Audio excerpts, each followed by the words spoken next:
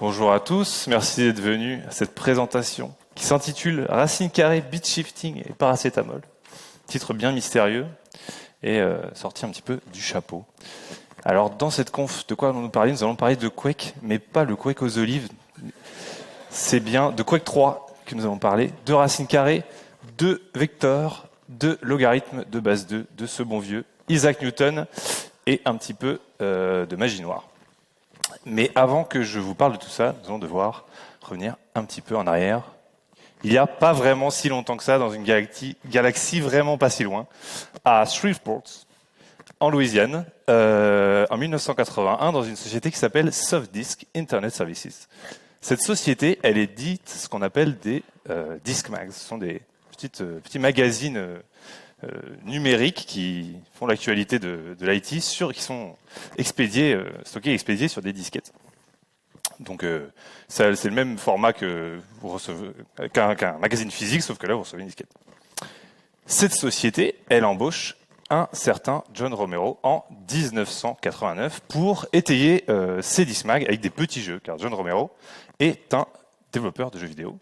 Il est connu à l'époque notamment pour Pyramids of Egypt et Dangerous Dave, que nous reverrons un petit peu après.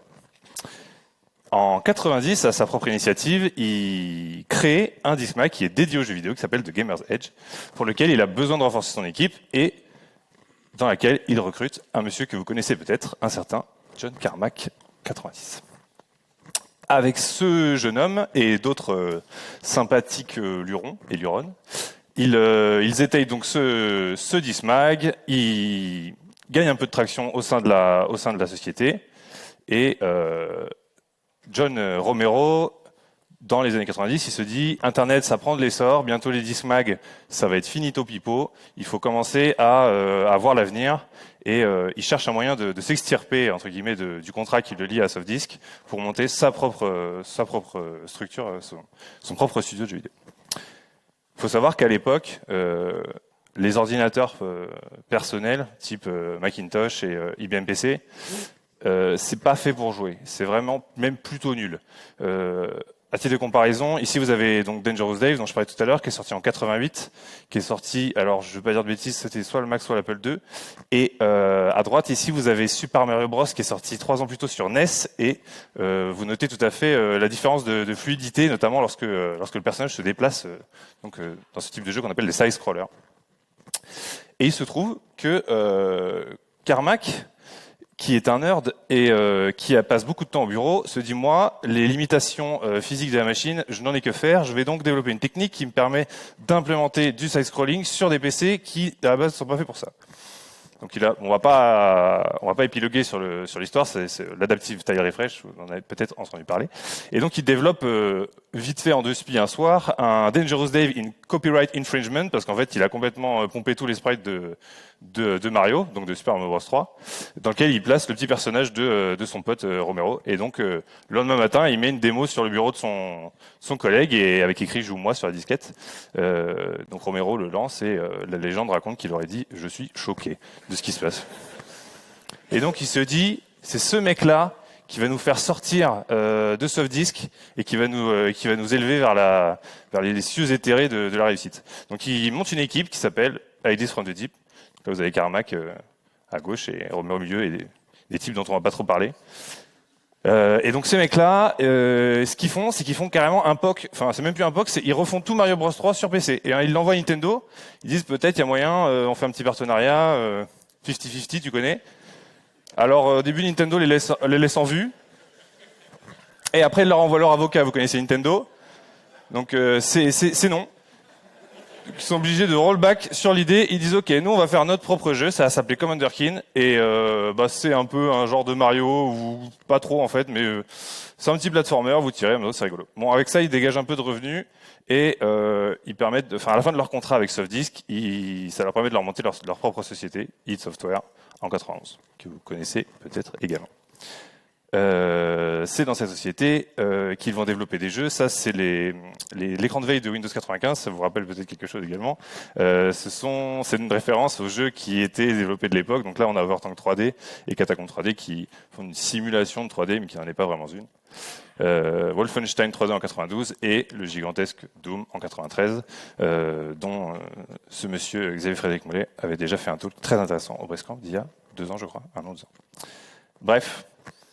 Doom 2 en 94, et maintenant, Romero et Carmack, ils sont lancés, ils ont des thunes, ils se disent, on va faire une dinguerie, on va faire un jeu full 3D, ils se chauffent.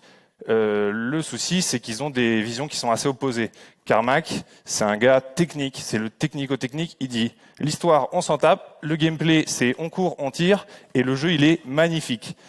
Là où Romero se dit non, moi je veux révolutionner le gameplay, je veux qu'il y ait des grosses épées, des quêtes, des machins, des trucs. Donc le développement se fait dans la douleur. Et en 96, l'équipe accouche dans la souffrance de Quake. Quake, c'est une claque absolue pour l'époque, notamment pour son moteur de, enfin surtout pour son moteur de rendu, la façon dont il rend la lumière, etc. Avec des pubs tout à fait spéciales. À la fin du développement, Romero démissionne, enfin il est même plutôt poussé vers la sortie, parce qu'il venait plus au bureau, quand il venait au bureau il faisait des LAN de Doom, enfin bref, c'était un peu compliqué. De toute façon lui dit moi j'ai besoin de personne, j'ai plein de thunes, je monte mon studio, ça s'appelle Ironstorm, je vais faire un jeu qui s'appelle Dekatana, et c'est un gigaflop. Donc on va pas en parler, mais il y a un joueur du grenier dessus si ça vous intéresse, qui est très drôle. En 97 sort Quake 2, donc c'est Quake mais encore mieux, et ce qui nous intéresse en 99, Quake 3 Arena. Moi en 99, j'avais 8 ans, je jouais sur le Commodore 64 de mon papa, donc je savais même pas que cette dinguerie existait. Mais peut-être certains d'entre vous y jouaient déjà à l'époque. Quake 3 s'est développé avec l'ID Tech 3, donc c'est la troisième mouture du studio interne d'id Software, avec lequel était développé notamment 007 Espion pris pour cible, le premier Medal of Honor, le premier Call of et Star Wars Jedi Outcast. Bon, ça, c'est juste une petite anecdote pour vous. À la QuakeCon, donc les mecs ont carrément leur conférence maintenant, 2005, Carmack, ils montent sur scène, notamment pour annoncer la sortie de Quake 4, et dans la foulée, il annonce que les sources de la ID Tech 3 et de Quake 3 sont désormais libres, sous licence GPL. Voilà, c'est un screenshot du GitHub, parce qu'aujourd'hui sur GitHub, avant, c'était un partage par FTP. Et c'est dans ce code source que les gens s'empressent de trouver un petit bout de code particulier dont nous allons parler aujourd'hui. 15 ans plus tard, comme à mon habitude, un mardi soir, il est 2h du matin, et je me laisse porter par mes recommandations YouTube, n'est-ce pas? Comme certains d'entre vous, peut-être, le font régulièrement.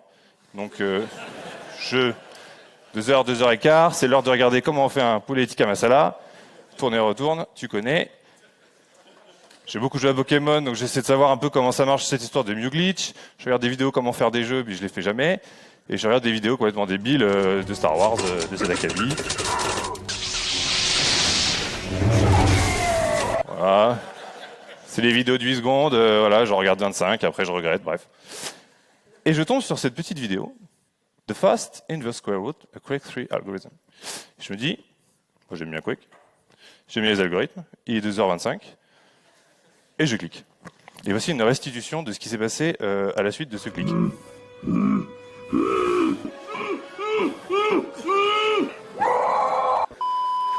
Alors, la vidéo m'a fusillé, hein, clairement c'était pas une bonne idée. Ça parle de la façon dont on éclaire les polygones, notamment dans Quake 3, donc mon cerveau s'est devenu un trou noir. Et je vais me coucher avec une sensation un peu frustrante de j'ai l'impression d'avoir compris, mais j'ai pas compris. Et ce n'est que le lendemain matin, lorsque j'arrive au travail, vers 11h, comme peut en attester mon chef ici présent, que je me dis, mais en fait, c'est quoi ce truc-là? Je cherche sur Google, et il se trouve qu'en fait, Lago a une page Wikipédia. Et donc je me dis, mais c'est intéressant ça. Et donc je lis cette page Wikipédia, et eh bien, en fait, ce talk est une restitution de ce que j'ai essayé de comprendre vis-à-vis de ce bout de code. Donc attention, c'est Big Brain Time, et ça commence tout de suite. Donc, pour savoir ce que c'est que cette histoire, il faut d'abord savoir un petit peu comment ça se passe dans un moteur de jeu vidéo. Dans un moteur, vous devez tout simuler. Vous simulez un monde, vous simulez la physique et notamment vous simulez la lumière. Pour l'exemple de Jago, on va prendre la lumière. Dans Quake 3, ici ça c'est tiré du site de Fabien Sanglard, vous avez plusieurs manières de représenter la lumière. Vous avez les lumières dites statiques qui sont représentées par des light maps. Donc au début vous avez vos modèles 3D qui sont rendus, donc votre map, sur laquelle vous appliquez une map d'ombre et de lumière, et avec des systèmes de masques, vous représentez en fait des ombres qui sont toujours là. Et vous avez la lumière dynamique qui est pour tout le reste. Bon là c'est pas, j'ai pris des trucs, mais bref. En gros c'est les reflets sur les objets que vous pouvez ramasser, les objets sur les modèles des joueurs, les reflets sur l'arme que vous avez en main, etc. Donc ça, il faut que ce soit calculé dynamiquement.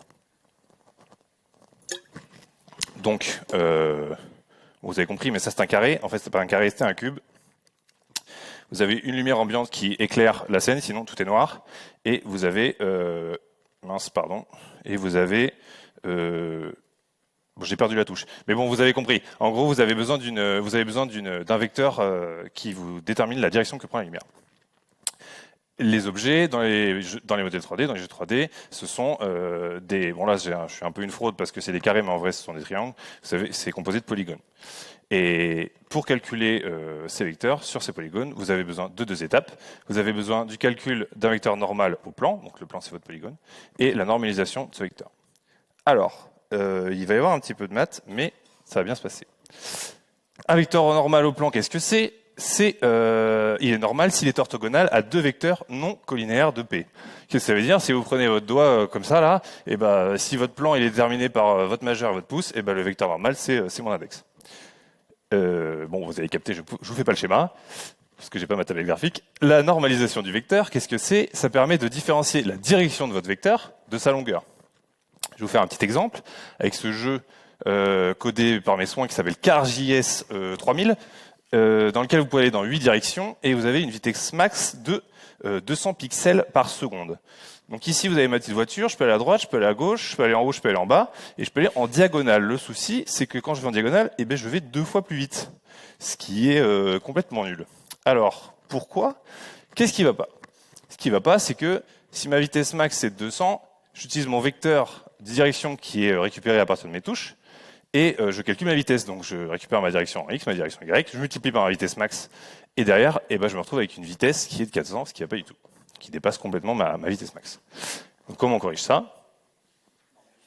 On normalise le vecteur. Donc je fais exactement la même chose, je capture mon vecteur direction, je le normalise avec une petite fonction normalize tout à fait appropriée, et puis ça se passe bien. Bon, j'ai pas l'exemple du truc qui se passe bien, mais vous avez compris.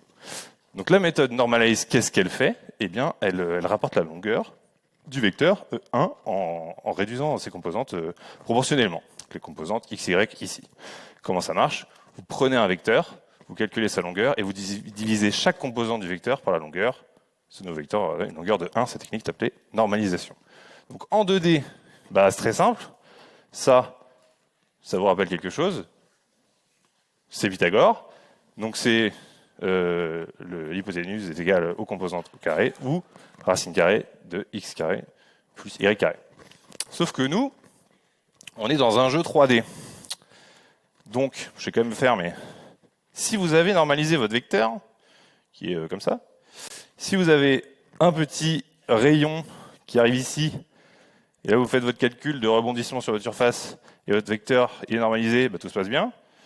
Cependant, si votre vecteur n'est pas normalisé, donc en fait vous êtes complètement dépendant de sa longueur, donc si je mets ça, mais ça pourrait être complètement autre chose, et bien en fait votre calcul il part avec des bases qui sont pas bonnes, et donc votre lumière elle part complètement en steak, et ça ne va pas du tout. Donc en 3D, si vous ne le savez pas, c'est la même tambouille qu'en 2D, sauf qu'on rajoute juste une composante, et donc là on a rajouté un petit z carré, donc v est égal à la racine carrée de tout ce bazar. Ça c'est merci Pythagore. Ce qu'on cherche à faire donc, c'est mon vecteur v, il a une longueur de m, normaliser v, c'est trouver les composantes x, n, y, n, z, n de vn, mon vecteur qui a maintenant une longueur de 1. Donc en fait, c'est cette opération-là qu'on fait pour chaque composante du vecteur lorsqu'on veut faire ce calcul. Ça c'est embêtant, parce qu'on fait ça 3 fois par vecteur, 60 fois par seconde, dans le meilleur des cas. Et là, vous voyez qu'on a une division, et vous voyez qu'on a une racine carrée. Il se trouve que les divisions de floating point et divisions d'entier, c'est des opérations qui coûtent très cher à votre CPU, Et une racine carrée, c'est grosso modo une boucle avec des divisions intérieures. Donc ça, votre CPU, il n'est pas content. Mais qu'est-ce que ça veut dire? Ça veut dire qu'ici, nous avons l'opportunité d'optimiser, et c'est précisément le sujet de ce talk. Donc nous arrivons enfin à cette fonction. Qu'est-ce qu'elle fait, cette fonction? Donc c'est 1 sur racine carrée de x. Vous, ou moi, vous prenez votre langage de développement favori, on va dire C, et vous l'écririez de cette manière. Évidemment, vous n'allez pas réécrire SQRT, parce que c'est chiant. Donc vous allez inclure une petite lib qui va le faire pour vous. Eh bien, ce n'est pas ce qu'a fait l'équipe de Quake 3. Ce qu'a fait l'équipe de Quake 3, c'est ça. Alors, j'ai rien rajouté. Les commentaires, c'est d'origine. Donc là, on voit que... voilà. Là, le mec, il... Donc, il était comme ça. Donc, il a dit, t'inquiète pas, ça marche. Laisse le commentaire, parce que vous savez, on sait des fois, si on enlève les commentaires, après, ça compile plus. Donc, bref. Donc, bon, là, c'est le bordel. Donc, cette fonction, donc RSQRT, donc le Quake Reverse Square Root, ou the Fast Inverse Square Root Algorithm, le sujet de cette fameuse vidéo, que je vais maintenant décortiquer pour vous. Alors, on va pas y aller comme ça, là, directement foncer.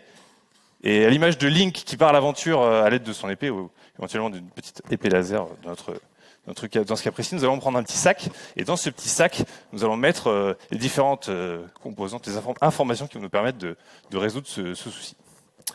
Alors, le premier item qu'on va mettre dans notre sac, ça relève de la représentation des nombres binaires, des nombres flottants en base 2.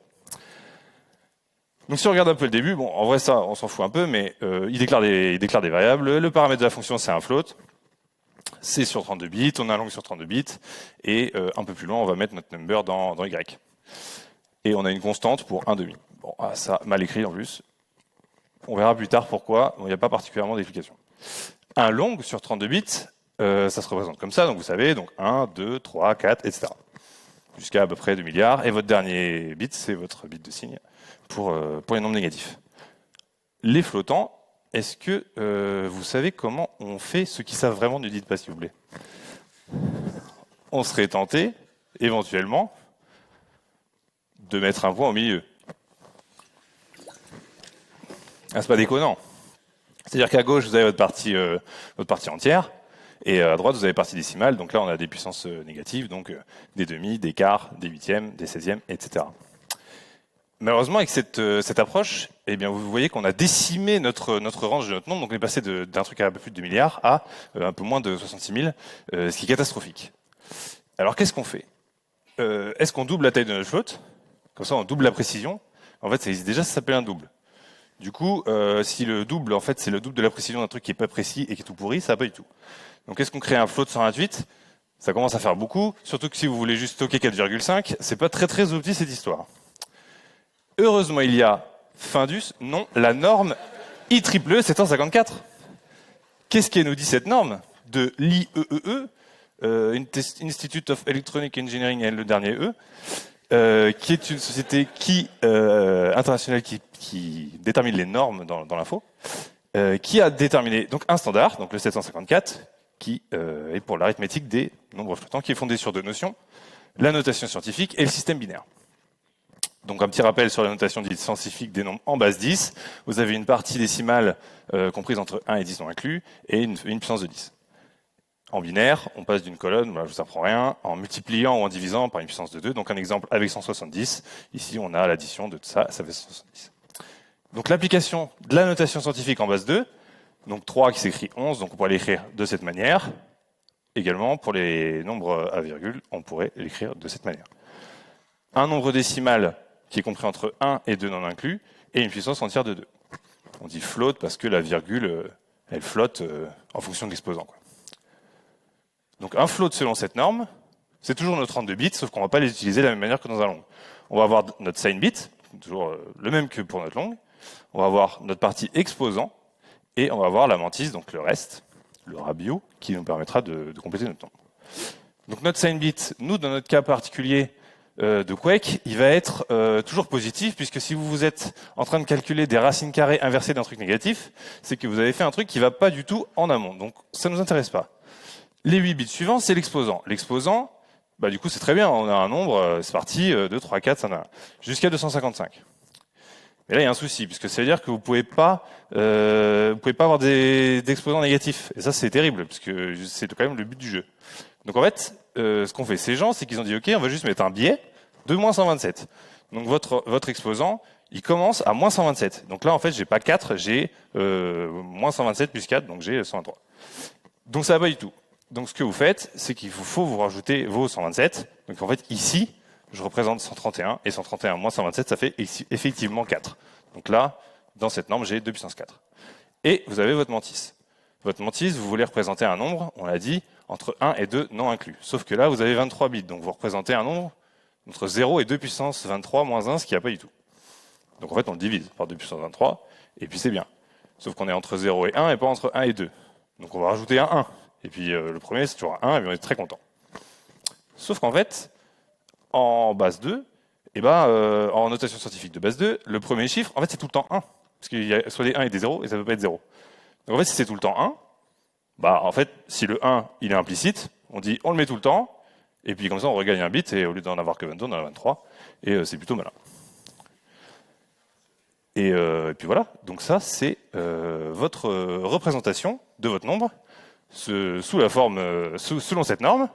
Donc le petit 1 implicite, votre mantis divisé par 2 puissance 23, fois votre exposant, shifté de 127.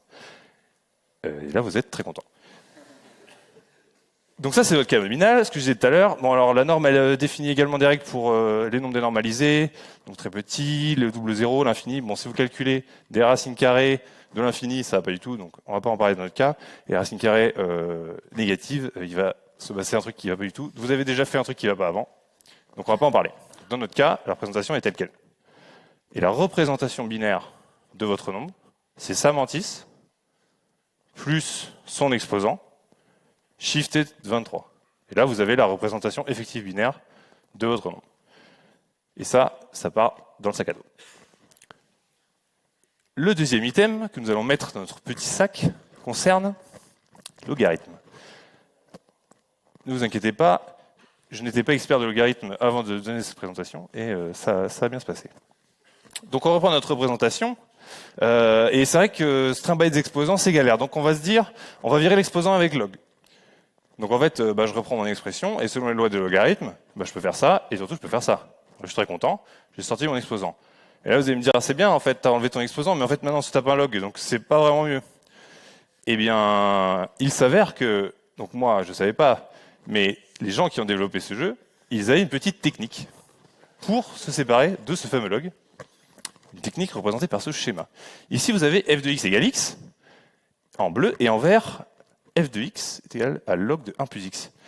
Et il ne vous aura pas manqué que log de 1 plus x compris entre 0 et 1, c'est quand même assez proche de f de x. Assez proche, même parfaitement égal à 0 et à 1. Et on a un petit ventre là qu'on peut corriger avec un facteur de correction qu'on appellera au hasard mu, qui, avec cette valeur de 0,0430, apporte les meilleurs résultats en moyenne.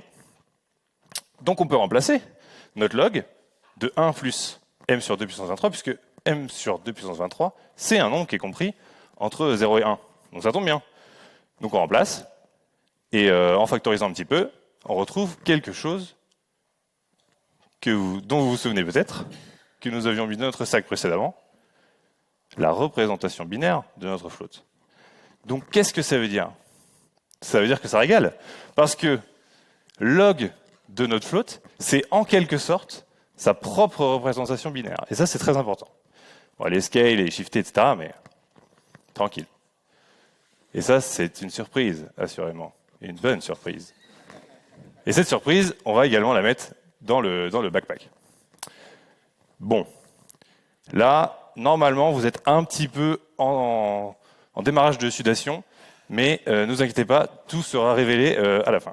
Un dernier truc qui est important à savoir, que moi je suis pas matheux pour un sou et que je suis un peu débile, je savais pas, enfin ça je savais quand même, mais y carré c'est y par y, y de puissance 1,5 c'est racine carrée de y, et y d'exposant moins 1,5 c'est 1 sur racine carrée de y. Donc ça c'est intéressant parce que si on a par hasard dans la main notre représentation binaire de notre float et qu'on peut manipuler cet exposant, alors peut-être qu'on pourrait obtenir un résultat qui serait assez proche de ce qu'on cherche. Donc ça, c'est le dernier truc qu'on va mettre dans le sac parce qu'il reste un peu de place. Et maintenant qu'on a tout ça, c'est parti. Donc la première étape de notre algo, je ne sais pas si vous vous souvenez, donc là au début, on était en train de faire des allocations, voilà, dans x2 c'est number x 0,5, y c'est number, et donc la première étape ici, là, le Evil Floating Point Bit Hacking, qu'est-ce que c'est que cette histoire? C'est la guerre des étoiles, il y a des et, il y a des machins, ça pique. Moi je fais du JavaScript, laissez-moi tranquille. Pour simplifier, on va prendre un truc plus commun. Donc ça, qu'est-ce que c'est? C'est un cast. Donc la valeur de la variable y, elle est castée en tant que longue elle est assignée à la variable longue i. En reprenant étape par étape, ce truc-là, ici, on ne va pas chercher la valeur de y, on va chercher son adresse. Donc c'est un pointeur. Et ici, qu'est-ce qu'on fait? On caste en tant qu'adresse d'un long. Et ici, qu'est-ce qu'on fait? On déréférence et on lit la valeur qui est présente à l'adresse. Mais comme si c'était un long, plus comme si c'était un float. Dans votre symbol table en C, votre Y, en fait, il a un type qui est float, et donc vous ne pouvez pas aller modifier ce type-là. Cependant, en faisant cette manip, ce que vous venez de faire, c'est vous venez de mettre bit à bit la même représentation binaire que vous avez de votre float dans un long. Donc en fait, le nombre ici, il ne nous intéresse pas. Ce qui nous intéresse, c'est d'avoir récupéré la représentation exacte de notre float dans un long. Et donc en fait, c'est juste un prank. Là, il n'a rien vu venir. C'est un peu... Si vous allez au Carrefour, cette conf n'est pas sponsorisée, et vous avez faim, jamais aller faire les courses quand on a faim, et vous voyez une petite boîte de paire d'odus x10 avec 200 grammes gratuits, à 2,86 $, et là vous vous dites, bon, les paires d'odus c'est bien, mais vous savez ce qui est mieux? Une PS5. Et comme je suis extrêmement malin, j'ai dit, je vais prendre l'étiquette de mes cordons bleus, et je vais la mettre sur ma PS5. Donc en arrivant à la caisse, je me suis dit, bonjour, une PS5, c'est 2,86 $, sauf que ce monsieur, c'est le langage C. C'est un petit peu ce qui vient de se passer ici. Souvenez-vous, nous avions mis dans notre backpack que le logarithme d'un float est en quelque sorte sa propre représentation binaire. Donc en quelque sorte, avec cette opération, ce qu'on a mis dans i, c'est le logarithme de y. Ça, je ne mets pas dans le sac, mais vous avez compris. On voit qu'à l'étape 1 bis, donc qui se passe après la ligne 9, donc la ligne 10, on fait la même opération dans l'autre sens. C'est-à-dire qu'on récupère nos bits et on le remet dans notre float. Ça veut dire qu'entre les deux, il se passe quelque chose. Ce quelque chose, c'est cette ligne. Le commentaire, c'est encore une fois, c'est pas moi qui l'ai rajouté. Donc, effectivement, what the fuck. Donc les mecs font une constante pour 1,5. Par contre, pour 5 F3759DF, on est complètement dans la comfort zone. Donc déjà, dans un premier temps, on va prendre la partie qui a l'air à peu près intelligible. C'est quoi ce truc? C'est du bit shifting. Donc les propriétés du bit shifting, je ne vous apprends peut-être rien. C'est vous bit shiftez, donc les bitwise opérations à gauche, vous doublez vos longues. Et la même opération à droite, vous les divisez par 2. Évidemment, sur un nombre impair, et ben vous perdez de l'information lorsque vous allez à droite. Donc 7 bit shifté de 1 à droite, vous n'avez récupéré que 3. Souvenez-vous, qu'est-ce qu'on avait mis d'autre dans notre backpack? Cette information, vous n'en aviez peut-être pas besoin. Et ça, c'est très intéressant parce que ça veut dire quoi? Ça veut dire que, bon, prenons le logarithme de ce nombre, comme on fait depuis tout à l'heure. Donc log de 1 sur racine carrée de y, c'est log de y puissance moins demi. Par la loi des logarithmes, je peux sortir mon exposant. Et donc, log de 1 sur racine carrée de y, c'est moins log de y sur 2. Sauf que log de y sur 2, c'est à peu près ce qu'on a mis dans i. Donc c'est à peu près égal à moins i divisé par 2. Et i, c'est un long, donc on peut le bit shifter. Autrement dit, le logarithme de 1 sur racine carrée de y, c'est à peu près égal à moins i bit shifté de 1. Et donc ça, c'est top. Donc ça explique cette partie-là. En revanche, ça n'explique pas vraiment celle-ci. Ça, c'est bon, évidemment ce qu'on appelle communément un magic number. Les magic numbers, ça a le défaut d'être un peu magique. Et ici, c'est même un peu de la magie noire. Donc comment est-ce qu'il a été trouvé? Et nous allons faire l'opération complète à tâtons et par les maths. Alors on va commencer à tâtons si vous le voulez bien. Donc on prend notre cas, donc de 16,5. Admettons, enfin, n'admettons pas, c'est la réalité. 16 c'est 2 puissance 4, donc 1 sur racine carrée de 16,5, ça vaut à peu près 2 puissance moins 2. Donc nous, ce qu'on cherche à faire, c'est à changer notre exposant, de le passer de 4 à moins 2. Ok ? Donc, notre état initial, donc ça c'est notre float 16,5 représenté selon la norme I triple 154. Donc on a ici le 131 moins 127, donc on a bien 2 puissance 4.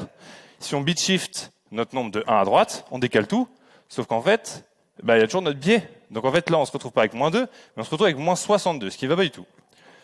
Donc qu'est-ce qu'on peut faire? On peut isoler cet exposant pour lui appliquer les bonnes opérations, et après on le remet à sa place, et puis on est très content. Donc le plan, il est tel quel. Donc on prend notre nombre, avec sa petite représentation en haut à droite, et l'équation qui s'ensuit. On le bit shift de 23 bits tout à droite, comme ça on le ramène tout à droite, donc c'est plus l'exposant, c'est 131. On retire le biais, donc là on a bien 4. On le divise par 2, donc tac, ça bit shift. On prend son opposé, fois 1 moins 1,5. On rajoute le biais, parce qu'on l'a enlevé, donc il faut le remettre. On le remet tout à gauche, et puis c'est bon en fait. Donc on se retrouve avec une petite équation. En vrai, c'est simple.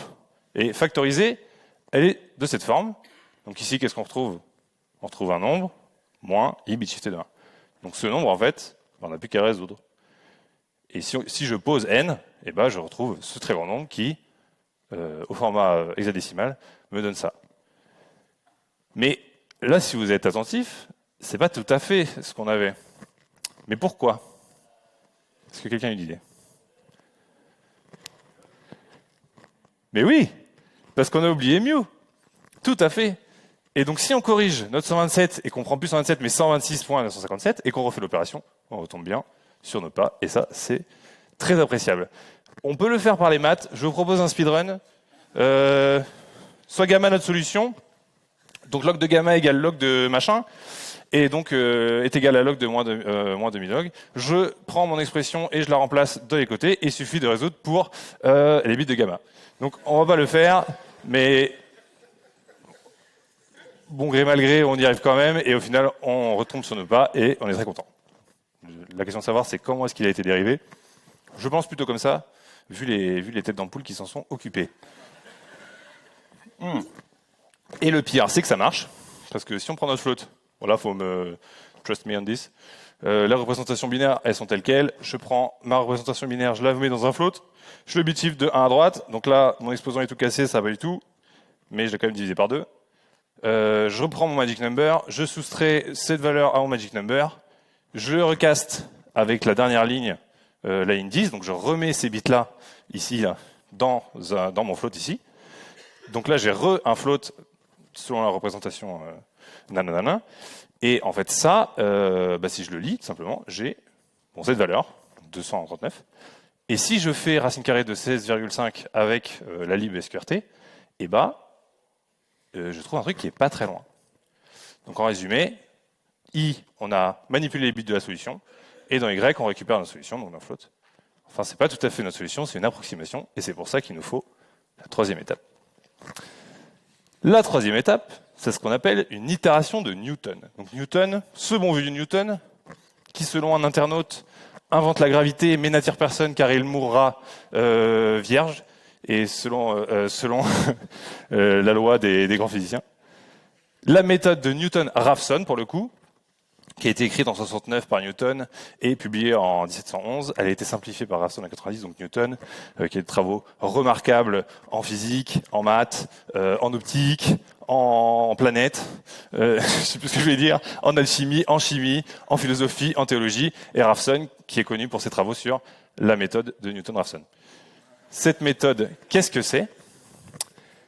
Une méthode itérative de recherche de zéro d'une fonction qui consiste à construire une suite de nombres réels par une méthode géométrique et à montrer que cette suite converge vers le zéro de la fonction. Donc, en termes tranquillou bilou, qu'est-ce que ça veut dire ? On cherche pour f de x égale 0. Que nous avons représenté par ce petit schéma. Donc ici, vous avez une fonction et vous avez une première estimation de sa racine, donc de son 0.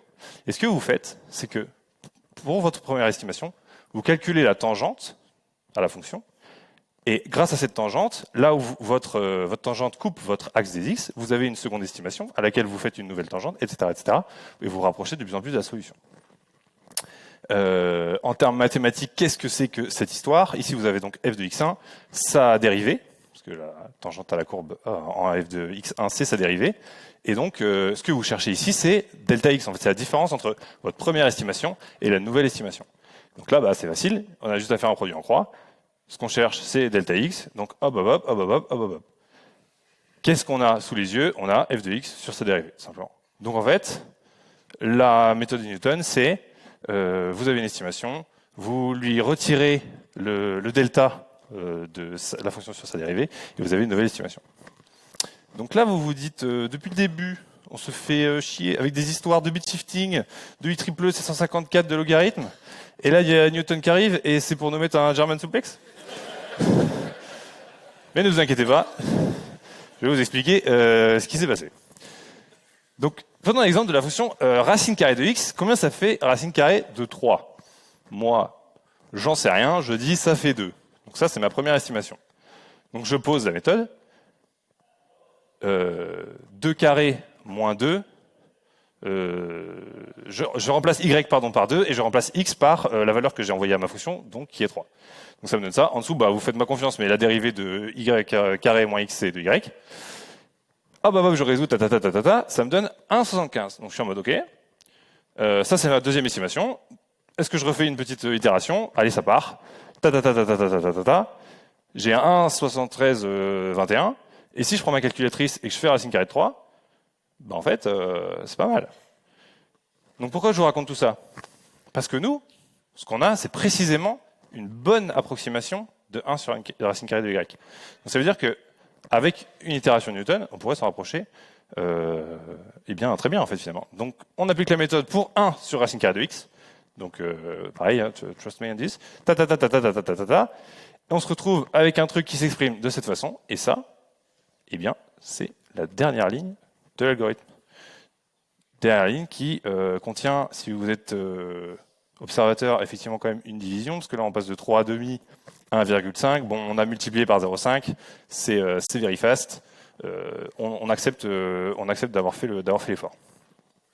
Donc avant la première itération, on avait dit notre y calculé avec notre petite méthode de bit shifting un peu magie noire, c'est 0,239. Et après une première itération de Newton, on tombe sur 0,245, 45,9. Et avec ma calculatrice, je tombe sur 0,246. Et donc c'est plutôt proche. Et c'est pour ça, notamment, que la seconde itération, en fait, dans le code, elle est commentée. This can be removed. Évidemment, personne ne le fait. Et donc là, on voit pas très bien. J'ai peur de tout péter. Mais en gros, la courbe noire, c'est avant la première itération. La courbe verte, c'est après. Et la courbe rouge, que vous voyez pas, qui est en fait exactement sous la courbe verte, c'est 1 sur racine carrée de x à la calculatrice. Donc en fait, c'est incroyable. Et ensuite, là on a fini, on a eu nos 3 étapes, on a fait notre itération Newton, on retourne notre y, et tout le monde est content. Pour conclure, on récapitule. Donc qu'est-ce qu'on a fait? On a pris un float, on veut sa racine carrée inversée. Donc on récupère les bits de notre float dans un long, comme ça on peut le bit shifter. Donc on divise notre exposant par 2. Ce faisant, on le soustrait au magic number, on récupère les bits qu'on vient de manipuler dans notre float, on est sur une estimation, donc on applique une petite itération Newton, et le tour est joué. À quel point c'est précis, on l'a vu tout à l'heure, l'erreur relative, moins de 0,2%, donc ce qui est très appréciable, sachant qu'ici, on est en train de calculer, je vous rappelle, des reflets sur des machins dans un jeu, donc ce qu'on appelle fast FPS, donc ça va très vite. C'est pas grave si le truc il est pas le truc le plus précis de l'univers, et honnêtement à l'œil nu ça se voit pas. À quel point c'est rapide, et ça c'est ce qui nous intéresse le plus, c'était à l'époque 3 à 4 fois plus rapide que 1 sur SQRT de x. Ce qu'il faut savoir, c'est que Quake, qui sort, j'ai dit quoi, octobre de 99, la majorité des gens n'avaient pas de Pentium 3. Il faut savoir que le FPU du Pentium 3, il contient une instruction machine, R SQRTSS, qui permet de calculer la racine carrée inversée d'un nombre très rapidement, puisque l'instruction est dans le silicium. Cependant, c'était pas le cas de tout le monde d'avoir un Pentium 3 fin 99, et donc c'est quand même très appréciable d'avoir un truc qui permet d'accélérer le rendu de cette manière. La dernière question à laquelle on n'a pas répondu, c'est qui finalement a écrit ce bout de code? Un pi. Eh bien, on serait tenté de dire que c'est Carmack, en fait, simplement. Et donc, ce monsieur, Reese Sommerfeld, sur son forum Beyond 3D en 2006, il a mené sa petite enquête. Et donc, il a interrogé Carmack, un petit mail. Et Carmack lui a répondu, « Salut, c'est pas moi, c'était pas Michael, et c'est peut-être TRG. » Alors, Michael, qui c'est ce gars? C'est ce mec-là, qui est aujourd'hui Chief Scientist Officer chez Meta, et qui a une citation que j'aime beaucoup de Game Dev, c'est « Une fois que vous avez terminé les 90% d'un projet, il ne vous reste plus que les 90% restants ». Ce gars-là, c'est un magicien de l'optimisation x86, de l'assembleur, etc., qui avait bossé avec eux sur le moteur de Quake, qui est parti à la fin de Quake, qui a été remplacé par Brian Hook, dont on va parler bientôt. Et donc Carmack, il dit c'est pas ce mec-là, parce que c'était quand même le premier suspect. Il dit c'est peut-être TRG, ce mec-là, c'était un autre mec qui avait bossé avec eux pour l'Optim, et lui dit j'ai écrit une fonction un peu comme ça il y a 5 ans, donc en fait c'était dans le cadre d'un projet de recherche pour des étudiants en biologie moléculaire, etc. Machin. Ça me rappelle un truc, donc déjà le mec est chaud parce qu'il lit le code, il est en mode ouais bien sûr, ouais, je connais ça. Mais c'est pas moi, mais ce bout de code là c'est pas moi qui l'ai écrit. Donc en fait, Reese il fait en fait j'ai demandé à Google, et de fil en aiguille, il tombe sur une interview de ce gars-là, Brian Hook, qui a été embauché à la fin du développement de Quake pour poursuivre le développement au départ de Michael. Et donc ce mec-là, il dit qu'il a bossé avec un mec qui était à l'époque chez 3DFX, qui a été racheté par Nvidia, qui s'appelle Gary Taroli. Et ce type-là, c'est lui qui aurait filé l'algo à Brian, qui l'aurait ensuite intégré dans le code source, etc. Et donc Gary, une fois qu'on lui demande alors c'est toi, vieux chacal, il dit effectivement c'est passé sous mon clavier il y a bien des années, et j'ai peut-être modifié un peu la variable, donc le mec il se chauffe un peu, mais il dit quand même je peux pas dire que c'est moi qui l'ai faite. Je l'ai peut-être récupéré à l'époque où je bossais chez Indigo, quand je faisais du consulting à Kubota, mais je suis pas très sûr. Donc là, cette enquête, ça commence à faire beaucoup. Et on se rend compte qu'en fait, il y a un peu un trou dans l'histoire. C'est-à-dire que après Gary, on sait plus d'où ça vient, etc. Sauf que l'article, il a eu tellement de renommée, entre guillemets, il a tellement été partagé sur les réseaux, que l'auteur original s'est dénoncé, on peut dire. Il n'est autre que Greg Walsh, donc ce monsieur qui bossait à l'université de Massachusetts, je crois, qui était un mathématicien, enfin qui est toujours, il est toujours vivant, émérite, etc., et qui aurait bossé avec ce gars-là, qui lui aurait donné l'idée. Puisque lui il dit en fait moi je l'ai juste écrit, mais ma muse, celui qui m'a inspiré, n'est autre que Clive Muller. Clive Muller, pour votre culture personnelle, c'est le monsieur qui a créé MathWorks et MATLAB notamment. Donc ce n'est pas la moitié d'un rigolo. Mais en fait, Clive Muller il dit mais moi les gars, ouais, je fais genre c'est moi et tout, mais en vrai c'est pas moi qui ai eu l'idée. Là tu dis non mais en fait c'est ce gars-là qui a eu l'idée. Mais qui est ce mec-là? Eh bien, William Kahan, prix Turing 89, membre émérite de la IEEE Foundation, surnommé The Father of Floating Points, un des principaux contributeurs de la norme IEEE 754, qui aurait, dans un papier non publié de 86, édité un truc comme quoi, oui, tu prends, je sais pas, la représentation binaire, tu bit-shift, tu fais des trucs, puis on devrait tomber sur un ratio racine carrée de x, il faudra vérifier. Et je voudrais terminer cette enquête et ce talk sur une citation de ce bon vieux Anakin Skywalker, avant que ça tourne mal, qui nous disait « Sometimes we must let go of our pride, do what is requested of us ». C'est compliqué. Donc ces gens-là, quand bien même ils étaient tous à 300 de QI à faire des trucs que personne ne comprenait, lorsqu'on leur demande est-ce que c'est toi qui a sauvé la game avec ce truc? Ils se rejettent la balle. Il y en a pas un qui prend le crédit. Et je trouvais ça rigolo et je trouvais ça beau. Ça fait écho à ce que me disait mon collègue Gaël ici présent, qui disait ne soyez pas votre code. Vous êtes au-delà de ça. Et c'était je trouvais un beau message. Et donc on arrive à la fin. Nous avons tout élucidé. Donc ça c'est moi et peut-être vous à la fin de cette présentation. de te baigner dans la lumière radieuse de la connaissance. En tout cas, j'espère que ça a été suffisamment digeste. Je m'appelle Audrey Burlot.